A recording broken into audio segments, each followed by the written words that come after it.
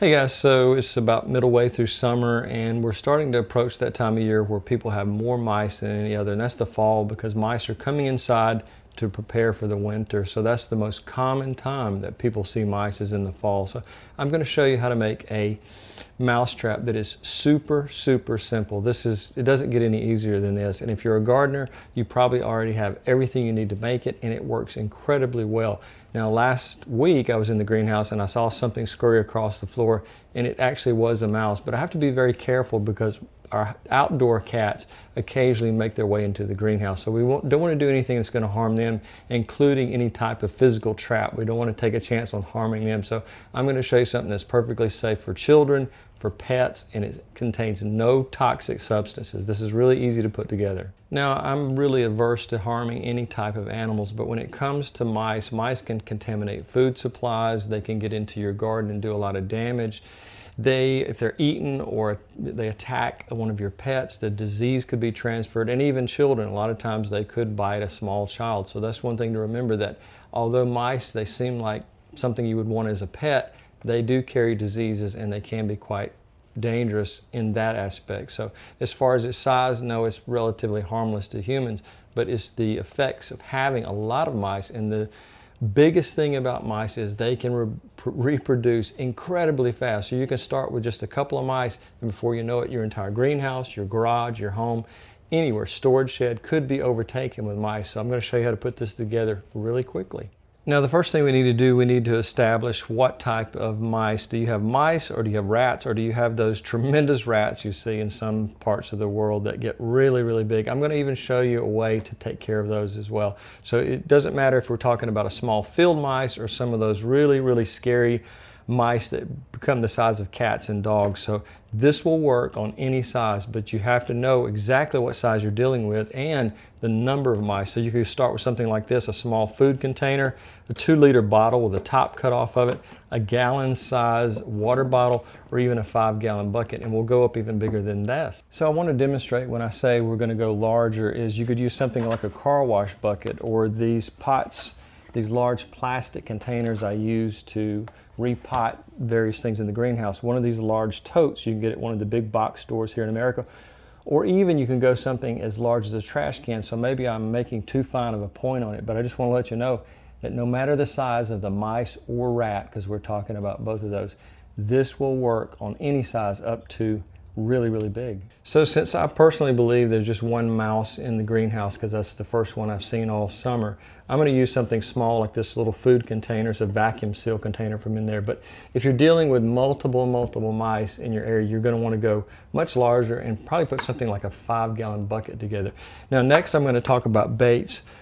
There's a lot of different types of baits you can use to attract the mice, and a lot of people will use different types of bird seeds and things like that, even cat food and dog food. So you can try out whatever you have on hand that might be a food source. But I personally believe the number one best thing to use in any of these mouse traps that I've talked about, and I have made some in the past as well, but specifically for this trap, I'm going to say peanut butter. Just an ordinary, whatever, creamy, crunchy, whatever you have in your pantry. So the first thing we need to do is we need to make a ramp to the container. And like I said, I'm only going to try to catch this one mouse. So you can use something like a piece of cardboard or even a piece of PVC pipe to use as a ramp to get in there.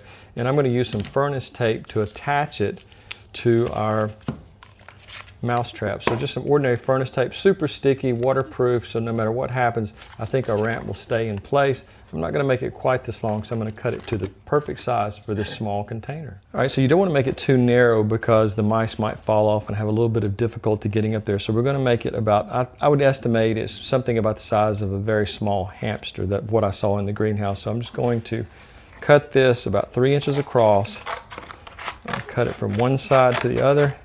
And again, it doesn't have to be a super long ramp. It just needs to be an easy climb to the top of the container.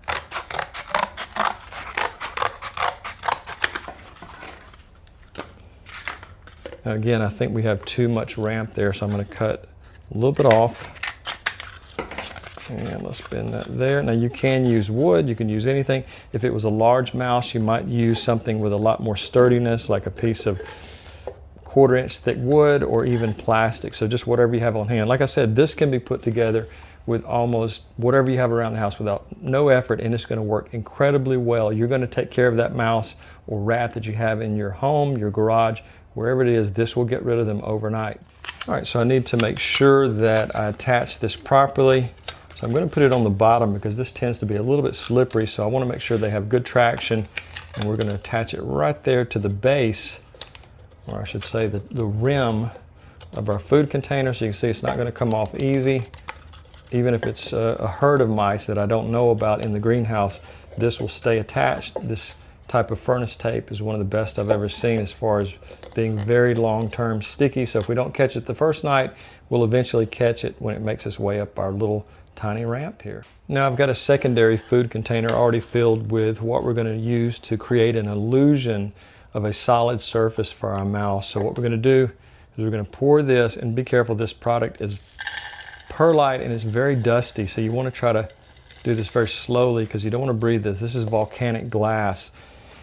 So there's a couple of tricks to doing this properly. If you make this too thick, it can support the weight of a very small mouse. So you want to judge it based upon what size mouse you think you have. So we've got maybe about 1 inch in there, so I feel like that may be too much.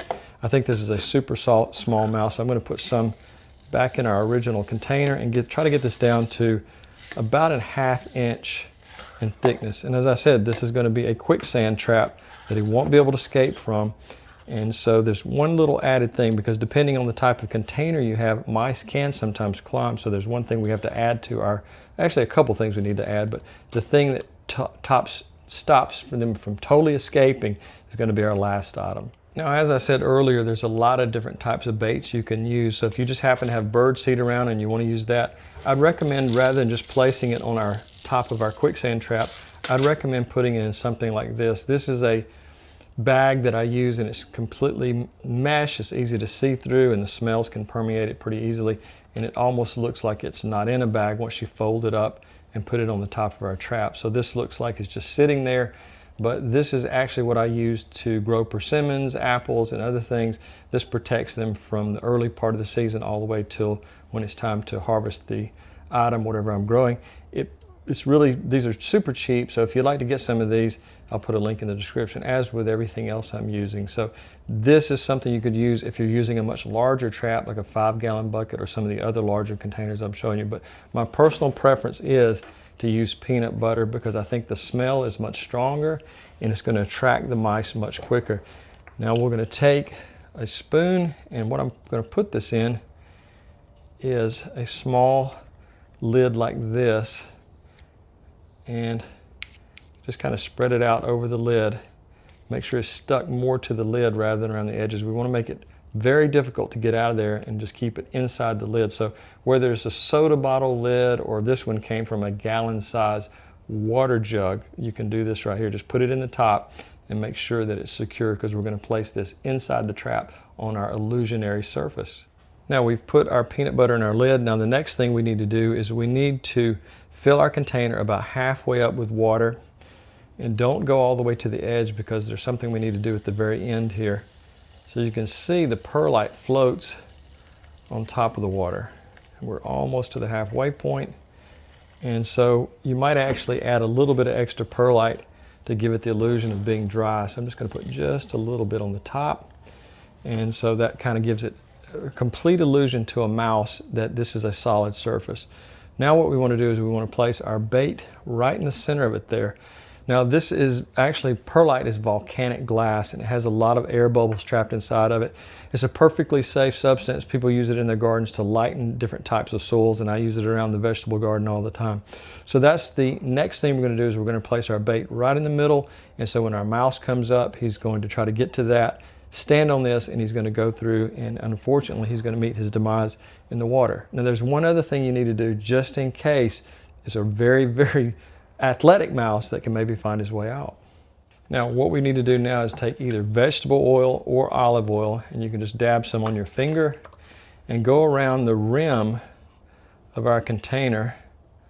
Put some quite liberally all the way around, because we need to make this as slippery as possible, because some mice might actually be able to climb their way back out. So we want to make sure that it's very tough for them to escape once they're into the trap. So again, this peanut butter lid, it will sink to the bottom as well. If you wanted to put it inside of some kind of smaller container, like I said, a smaller bottle lid, you could do that. Or you could just cut a very small piece of cardboard and put it in there. I wouldn't put the peanut butter directly on the top of the perlite because it might sink through and you'd lose your bait. So I want to show you something. Also, if you can't stand the thought of harming the mouse, another item you can use to do it the most humane way possible. Now, just a quick thought about your garden, your vegetable garden, or around your home. If you have something much larger, you can upsize to, I showed you the trash can, but something like a tub like this. If something's destroyed your garden, you can set this in there and do the same exact procedure.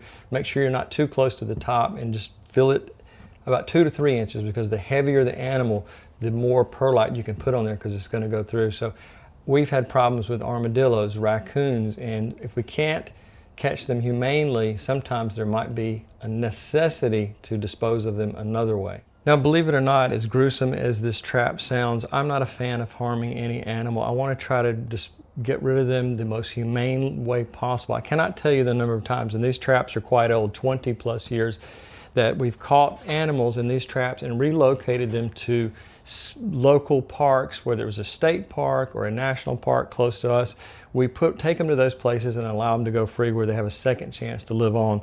So I'm not a fan of harming any animal, as I said, but when it comes to your food supply or your pets or your family, you have to take a little bit more drastic measures to make sure that your family is safe and there's no chance of your food supply being contaminated. So I'll put links in the description to these super large traps, and we've caught raccoons in the large one. We've caught many ground squirrels. We've caught regular squirrels. We've even caught armadillos. So there's a lot of things in our garden that we don't want there because it can do a lot of damage. So I'll show you the perfect mouse trap if you don't want to do, I think it's the perfect mechanical mouse trap that you have to purchase. But as far as the cost of this, the cost is so incredibly low, so incredibly easy to put together, and it's so effective.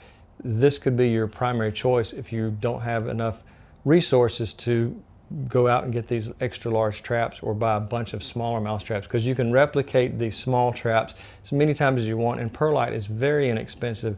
I'll put a link in the description so you can check the price on it, but it's very inexpensive. I have 50-pound bags of perlite and they are huge. Now, before showing you the most humane trap that I know of, this will float indefinitely because this is volcanic glass and there's a lot of air pockets inside of it. So you could set this trap up and wait weeks or even months and it'll stay just like this until you catch your mouse, rat, or whatever it is you have in your garden. And you can, like I said, upsize to the biggest size you need, up to trash can and even beyond. Whatever the animal might be, you need to research and find out what bait will most attract that animal. In my personal opinion, the peanut butter is one of the best attractants for mice because he'll get in there, start eating it, and eventually fall through. But let me show you the most humane trap I know of. So if you're like me and you don't really want to do harm unless there's a real danger to your family, you can buy these small mouse traps, and this will catch mice and ground squirrels, whatever you have around your yard.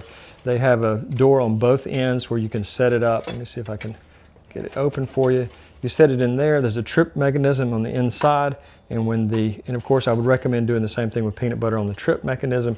Once it's tripped, it closes down and both sides close down, and then you've caught your varmint or whatever's attacking your home or whatever's trying to get inside your home, and then you can relocate them. You can take them out to a park and let them go in a very safe area. Easy to open one side and they'll usually run out. And you may not believe this, but I can't even tell you the number of times we've made trips to the park to release even the smallest of animals. So guys, I would just recommend doing whatever you feel like you need to do to keep your family safe. If you have a question about this video or any previous video, I'd ask that you become a public subscriber first, because I always put those questions and comments to the front of the line. That's the way I can filter them inside the YouTube management page, and that way I can get you an answer much quicker. When you get 100 to 300 questions a day, it is very difficult to give everybody a very thorough answer. So that's what I try to do to people who subscribe to me, and I consider that a great favor. Also, if you're interested in seeing content, upcoming content that's not currently on YouTube, and it may never be on YouTube, please join the Patreon page for as little as $5 a month, and you can see what's going on over on that page. I'm always doing stuff around the home, garden. I do experimentations, different ideas, projects in any type of growing, from bonsai to cucumbers. So I just love working in my garden. So guys, I really appreciate you watching, and have a great day.